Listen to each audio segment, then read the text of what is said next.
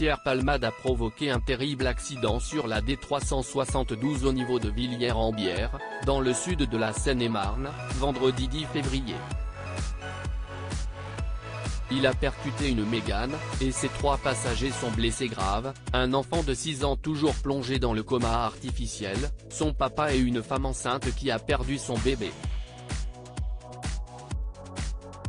Autour de ce sombre accident, il y a aussi la recherche active de 2 hommes, qui accompagnaient Pierre Palmade dans sa voiture et qui ont pris la fuite.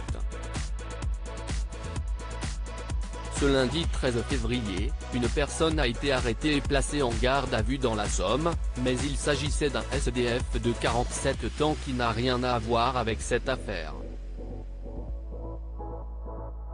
Alors que des membres de la famille des blessés de la Mégane se sont exprimés, alors que les jours de Pierre Palmade ne sont plus en danger, si est-il la sœur de l'humoriste qui a pris la parole. Comme rapporté par l'AF, Hélène Palmade a confié, aussi vain que cela puisse paraître, Pierre leur demande pardon, a-t-elle livré, ce mardi 14 février. J'ai pu voir mon frère Pierre à l'hôpital, a-t-elle indiqué, alors que l'artiste de 54 ans vient d'être transféré du service de réanimation à celui de chirurgie digestive du Kremlin-Bicêtre. Selon elle, Pierre Palmade se réveille peu à peu et réalise l'horreur de ce qui s'est passé, de ce qu'il a causé.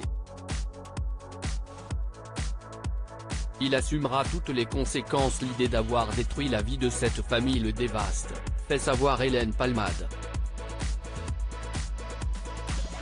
Il prie, et nous avec lui, pour que les victimes, saines sortent avec le moins de séquelles possible. Il prie vraiment. Il ne pense qu'à eux. Il assumera toutes les conséquences de ses actes avec la conscience terrible qu'il ne pourra jamais réparer le mal qu'il a fait. Aussi vain que cela puisse paraître, Pierre leur demande pardon du plus profond de son âme. Rappelons que Pierre Palmade a 4 côtes cassées et quelques blessures annexes. Ses jours ne sont plus en danger. Il va être suivi en chirurgie digestive au Kremlin-Bicêtre, son état n'étant plus inquiétant. Sa garde à vue pourrait donc démarrer dans les prochaines heures, les médecins l'ayant autorisé à quitter la réanimation.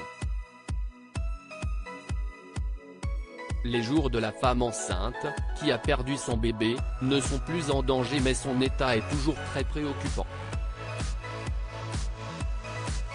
Quant au petit garçon de 6 ans, il est toujours dans le coma artificiel et son père polytraumatisé a subi au moins 5 opérations, et se trouve toujours dans un état grave.